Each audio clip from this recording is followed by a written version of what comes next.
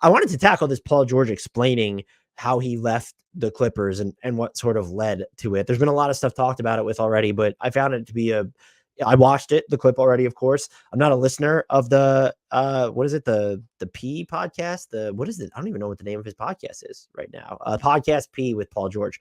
So I haven't listened to it. I've heard people talk in pretty glowing terms about it, including his co-hosts.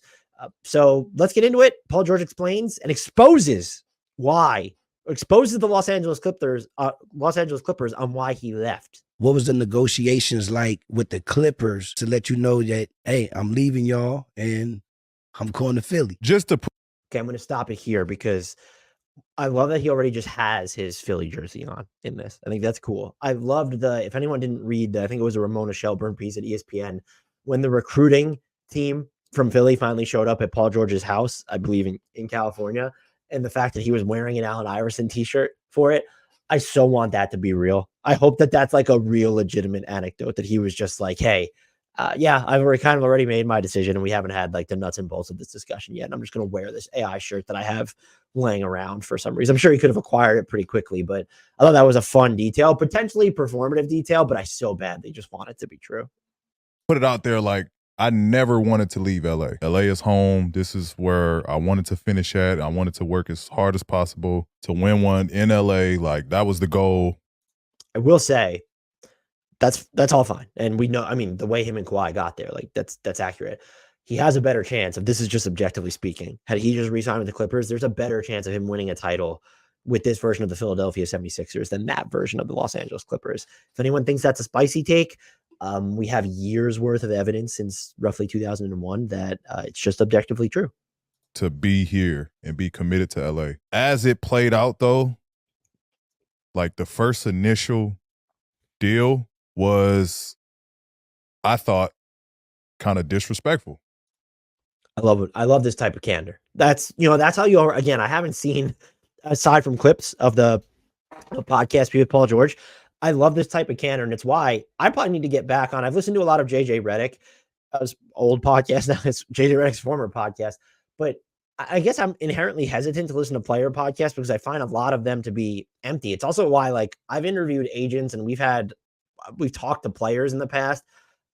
Maybe that's now I'm older. I could ask better questions and try and get better answers. I love this is just right off the bat, him framing it as, he's not even like, fuck these guys. I view the offer as disrespectful. So I fave this.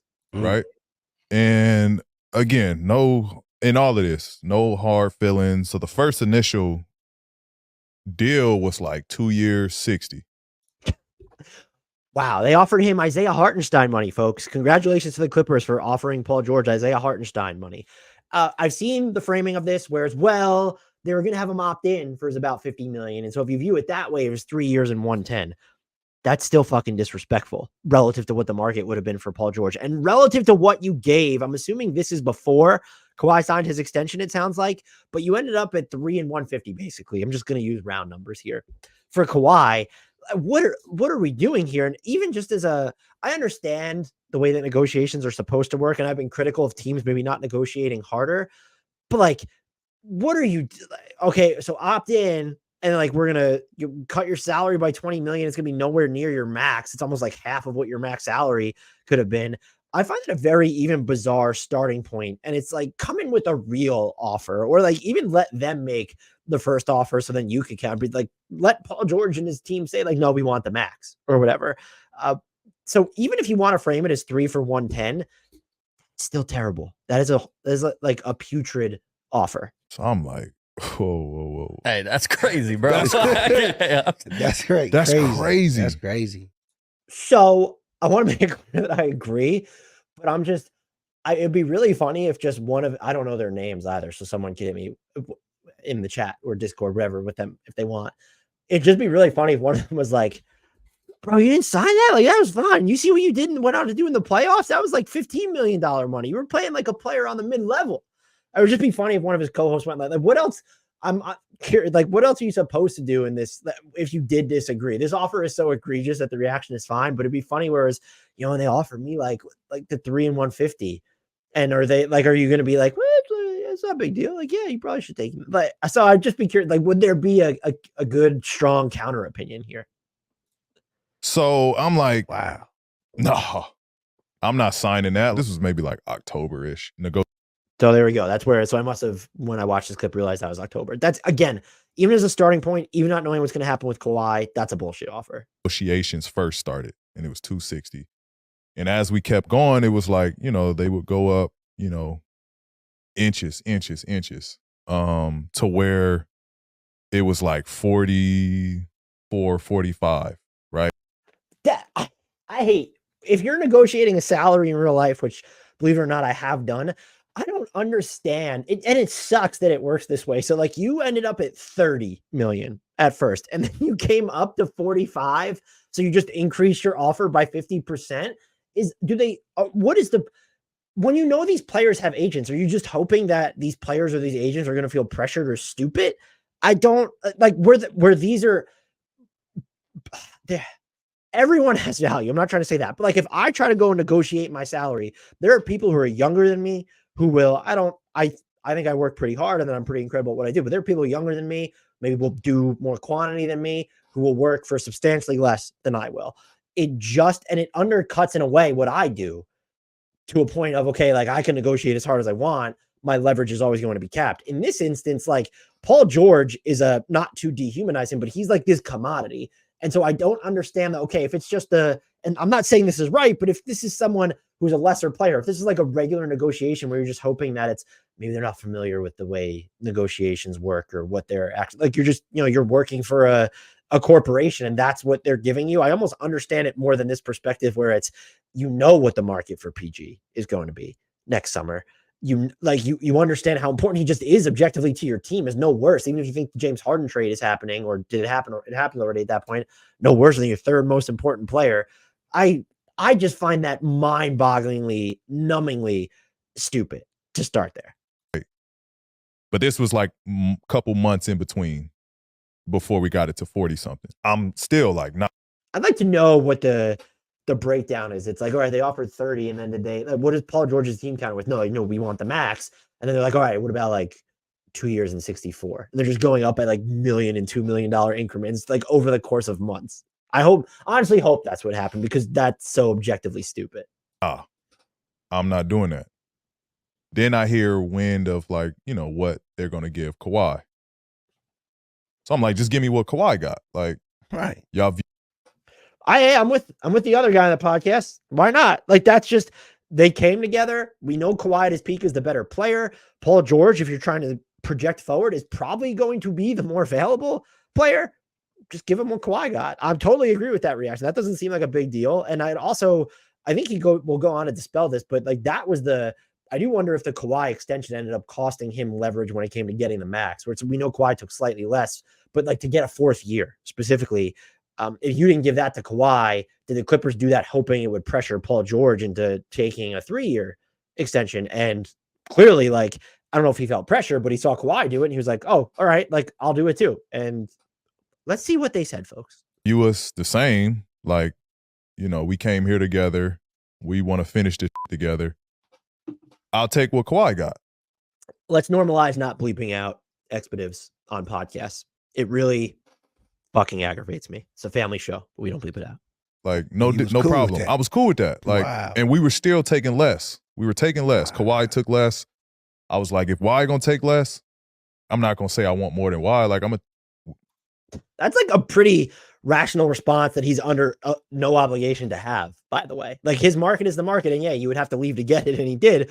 But to look at it that way is just, Paul George gets memed a lot, and there are a lot of people who I respect cover the Clippers, follow the Clippers, and they just didn't like his attitude and some of the stuff that I guess he preferred to happen on the court or didn't want to do on the court. And so I get all of that, but like, right here, relative to what his market is and also the importance to his team, to just say, I'll take what Kawhi got, which was, look, if this was LeBron James taking that less right out of the gate, he probably would have went on before the season started, like a full-scale press tour about it and done signings and had these extended interviews about, like, took like 1.5 million less. Like, and it's going to allow the Lakers to set up the next dynasty long after I'm gone. And I'm just here to make sure that I'm preserving the Lakers flagship name. And I'll figure out a way to make up the money somewhere. It's going to be tough, but maybe I'll have to stop. Maybe Bronny James will have to start paying rent. Is even still living there. So, but seriously, like this Paul George bit, and the fact that like the stuff like this didn't come out more, a little bit surprising, but his response of I'll just take what Kawhi got is an appropriate response. And I remain flabbergasted that things ended up the way that they did. I'm not going to like, it's not about me being paid more than him. Like, I'm going to take what he got. Y'all give him that, give me that. They didn't want to do that. Why? Oh, wait, the second apron. Right. So let's offer him a deal that's less, but still going to keep us in the second apron. I know, and at this point, so maybe he'll clarify the timeline. I can't remember. Like, are we at the point where Kawhi looks like he might be an MVP candidate? And that's kind of the, when Kawhi got his extension, like he was at that level, which is why it was seen as such a big deal. And so they're looking at Paul George and saying, well, you're clearly a notch below that. Look what, I talked about this with Jalen Brunson earlier in the episode. If you didn't watch the full episode, go check it out. But like they were hoping, let's use Jalen Brunson with Julius Randle. Knicks are hoping, look at how much Jalen Brunson took last year, about $12.5 million. You have to do the same. Look at what Kawhi did.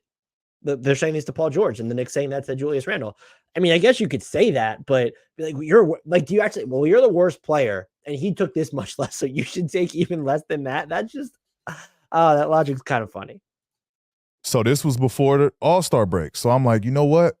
I don't want, like, let's not even have no more conversations. Like, let's just play this year out. Cause it was starting to get into like my mood. Now I'm, you know what I mean? Like, we also need to account for that too. If you thought Paul George was particularly unbearable off the court or with his demeanor this year, okay, fair. But like, if this is going on and he's in a different situation where it's fucking with his livelihood, but he knows that he can replicate, or in this case, exceed what they're offering elsewhere. And so it's not, but it still takes that mental toll. Again, as someone who has negotiated like contracts year to year at points in my career, it's super stressful. And I respect him kind of saying, and by the way, why I'm going through this in part is because Zach Lowe is reported, and he's just one of the, especially because he doesn't report a ton, but he had heard that pretty much everything Paul George said was accurate. And when you're kind of going through this timeline, it sounds like it would be accurate. And so it's feasible. And so it's not like, Patrick Beverley coming up and just embellishing and hyperbolizing everything. So that's also why I'm going through this, is because from what we know and what I understand personally, that his version of events is the most accurate that we've seen, and probably more accurate than the statement that the Clippers ended up releasing before he even officially left. I didn't want to have that energy carry over into the team. Season in, I finished healthy, 74 games played, and had one of my most efficient seasons. Ooh, I mean, so Paul George was good.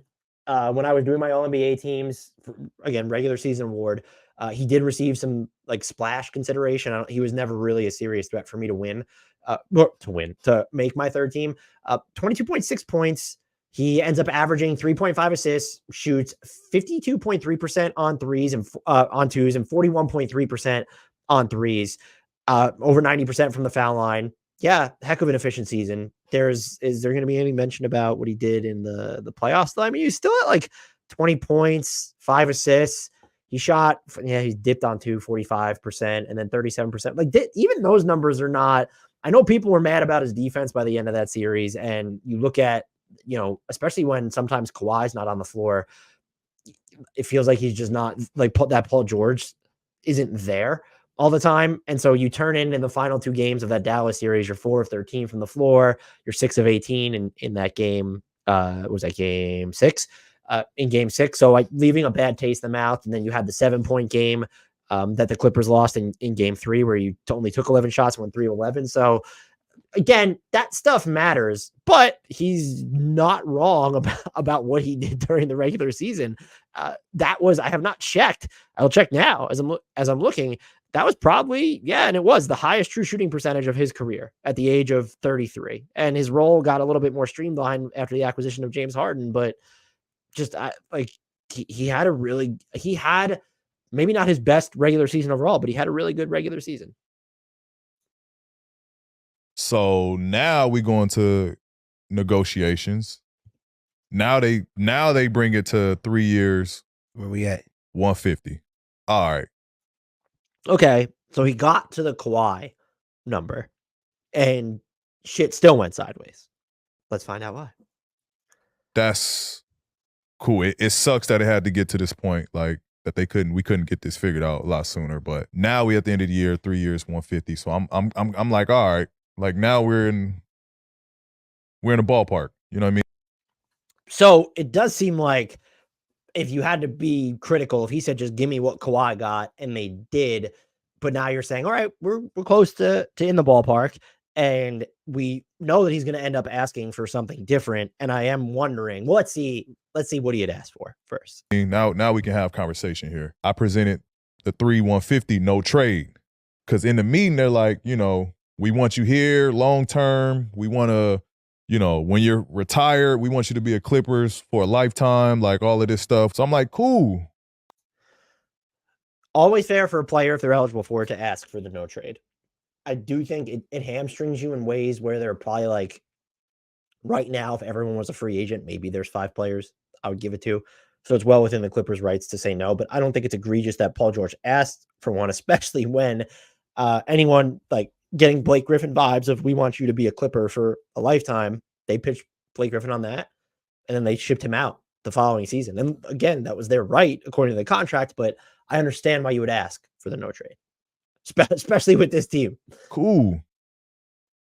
Give me the 3 years, 150, no trade then. Like no trade clause. Then I'm not like I'm taking less, but at least I know I'm here. Mm-hmm. Like I'm committed to y'all. Like they didn't want to do the no trade. Do that? Wow. So then now I'm actually I get why the Clippers don't want to do that ask. I would not have given Paul George a no trade clause if that was for 3 years, and you look at it right, like there's at the like we can tough this out. And there's also just an element of where are you going to try and send him that he wouldn't approve. I wouldn't have given it to him. However, and if they would have given it to him over the 3 years, whatever, but I understand why he asked for it. I do find the reaction of the other 2 people on this podcast like, whoa, they really didn't give you a no trade clause. It's like there are 2 people in the NBA that have a no trade clause right now. But that's the reaction where it's like, wow, they wouldn't even give you a no trade clause. Well, that's not a small thing. Teams just don't include that. Ask the Wizards how Bradley Beal's no trade clause worked out for them. Ask the Suns how inheriting that no trade clause is working out for them currently. I'm like, all right, well then it only makes sense for me to do 4 years, 212. Yeah, that's fair. Saying if you're going to move me whenever, like I want to guarantee myself like this, because he could go somewhere. This isn't just about injury. If you just trade him, which this team is implosive especially now without him, if they just trade him somewhere, what if he's just not as good a fit, or he has to acclimate himself and like his game begins to decline because they're using him differently and he doesn't get to go through a training camp initially, or the chemistry is just always off, or it isn't the perfect fit. It's a team that made a stupid move and wanted a big name. And again, it's what he ends up getting anyway. So that's not a big ask at all. And by the way, the Clippers, you can't like this gives you flexibility to work underneath the aprons, but it does not give you the cap space to replace Paul George if you do not go to 4 years. Right? Like at least pay me my money. If y'all gonna trade me, then y'all gonna trade me. But at least like now I'm not in a situation where I could have got more had I just gone to free agency, then take this deal, and then y'all could just ship me wherever I want. And then now I'm on this deal that I didn't want. That's really fair too when you're looking at it from the perspective of a no trade clause, of just for the 3 year ask where it's okay. I'm sacrificing a year and guaranteed money here. So it's not just, you might be able to recoup that when you sign your next deal, like to extend your career as a max-ish player, let's say, but maybe not. So you're taking the risk. And so for him to frame it as, yeah, I am, like, we're cutting down, like, I want the extra year, but if you give me the no trade clause, I don't need it. So if he came in 4 years, no trade, like this is just what it needs to be. Okay. But when he frames it like this, it makes the ask of the no trade clause a little bit, not that it wasn't understandable in the first place, but it's okay. Like I could see why the Clippers might have considered it. The fact that they said no, I'm perfectly fine with. So they didn't want to do that. Stupid. Again, and they released a statement that cited the second apron and limitations. Those limitations are real when you're looking at, I doubt, and first of all, the tax penalties aren't going to be as punitive until 2025, 2026. I really don't think this is about Steve Ballmer specifically caring about the money. It's when, I mean, sure, caring about the money, but these teams are genuinely worried about the restrictions it poses on transactions and your ability to make them. That is the bigger thing here. The issue is they offered him a contract that would have put them in the second apron if they were planning on keeping James Harden, which they obviously were. Otherwise, why give up the pick equity that you did? And so it doesn't square. And if you thought, well, like next year, fine, but like, what about these, the 2 years after that? Figure it out. Like these are all guys that you could move if you need to duck the second apron or you want to hit the reboot button. And to let someone walk away for absolutely nothing who's as talented as Paul George, especially when you gave up the moon to get him, that we don't need to relitigate that trade. Yes, it's a failure when you look at their success. In the moment, there's not. I mean, Sam Presti might be the only GM that wouldn't have been on the other side of that trade at the time. And I would argue that if you rewind time and he was in the Clippers spot, like, and he was negotiating with OK, like he makes that trade. So making the trade was totally justifiable, but to now end up at this point where he just left for nothing is inexcusable when you had the opportunity to keep him on just something that was out there for him. This isn't astronomical, really just brain-bendingly dumb stuff from the Clippers. So now I was like, now I'm open to entertaining what's out there. And then, I mean, through the negotiations, they wasn't budging. They weren't gonna budge. I wasn't gonna budge. I thought I played well enough. By the way, and I like the other side of this, where we're talking about LeBron taking the biggest pay cut anyone's ever taken, followed by Jalen Brunson, basically not even taking a pay cut because he was promised money after the life of his deal, or however people want to frame that. This is the other side of that, like sort of the Brunson thing, where it's, first of all, he was willing to take less than the max anyway, but don't budge if you think you had a good year, or you are eligible to make this money. That money is out there for you. Like, that is your market value, even if people think that's a bad deal.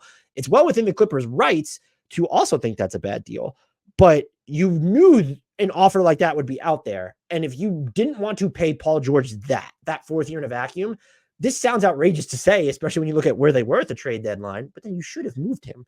And so I will never believe that this was part of their plan, that they let Paul George walk because of the second. They fucked this up, I think, is really what happened.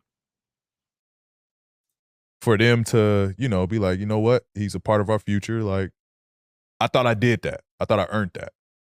Granted, we didn't win while I was there.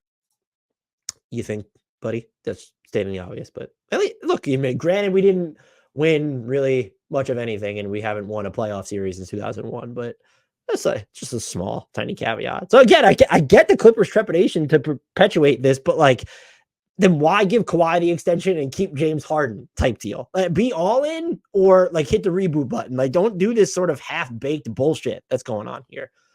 We should remember to censor that because it's a family show. Oh wait, we don't censor that because censoring the expletives is stupid. But luck has a lot to do with that. We couldn't remain healthy as a unit. But I thought I did enough to earn that. I love Steve. I love Lawrence.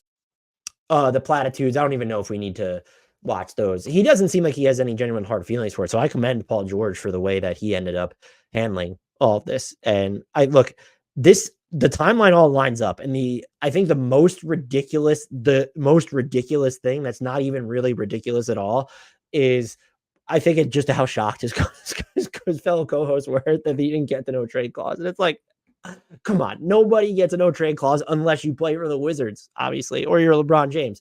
So I still think the Clippers fumbled the bag. We'll see what they look like next season, but they're teetering somewhere in the sub middle of the Western Conference, it feels like now. And then Kawhi being pulled out of Team USA for concerns about his knees. That's just really, and Kawhi is a dominant force when he is healthy, but we just have so many years worth of proof that he's probably not going to be available when you need him. And that, I don't know what the best way to handle that is. Is it don't play him during the regular season, load magic him, or is they let him play so that he's doesn't have to ramp up?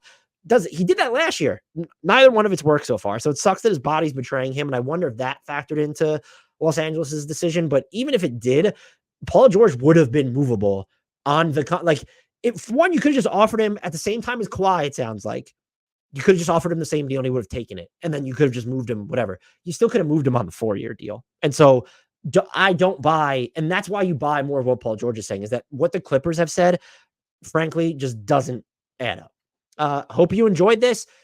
This was a fun episode for a solo podcast. I enjoyed doing it. Please remember to rate, review, and subscribe. Be ready for the merch drop. It is coming. I don't know when. I'll talk to Grant about it. Sicko Mode shirt. It's the Sicko collection.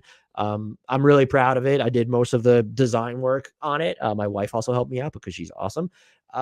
But yeah, so subscribe if you haven't already. YouTube, Spotify, Apple, the whole nine. Go join our Discord. Rumor has it the Discord will be locked at some point soon. I don't know when. So get in there. Everyone who's in there already, the Discord will still be there, but we don't know how long we're going to keep the link itself actually open for. So if you've always thought about getting in there, there's a lot of good spirited discussions that happen. There's also right now, like the Boston Celtics room is dedicated to one of our listeners. Just wrapped their first watch through of Psych. So jealous that they were able to do that. So go check out that show. Sounds like he still has the movies to go. So go check those out. But so that will be going away soon. The Discord itself will remain active. Anyone is already in there, but I don't know I don't think it's going to remain open much longer. So if you haven't done so, now's your chance to get in there. Until next time, and as always, I leave you with the shout out to the one, the only, the indelible. Can't wait to see him back in the NBA. Please don't send me direct messages about how poorly he's doing when he runs point for France. Frank Ntilikina.